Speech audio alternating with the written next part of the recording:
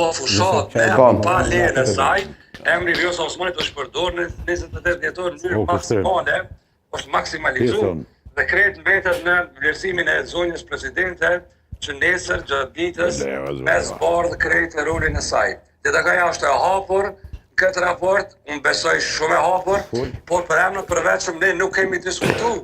Grup parlamentar dhe nesër. A ka vend, a i ka dyert hapur në lidhjen demokratike të Kosovës ose jo? Zona Osmani.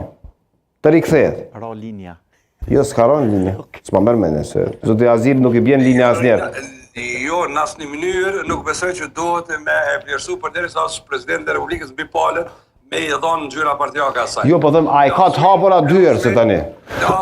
Flasmi pas 26 orëve për rolin e zonjës Osmani, por unë sa e njoh, sa e di dhe sa e vlerësoj kundër krejt këtij angazhimi politik këto 5 vjet, zonja Osmani në betejë nuk të rihiqet. Betejën e saj ka me bë.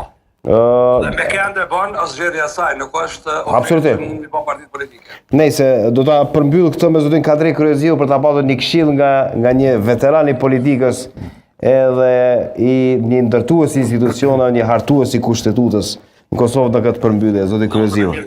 Qëndro pak me neve 2 minuta, zoti Azili. Përshëndes, Zëvendës Kryeministrin. Faleminderit shumë që u lajmërove në telefon. Po, është kjo falenderimi? Po. Ky është një falenderim i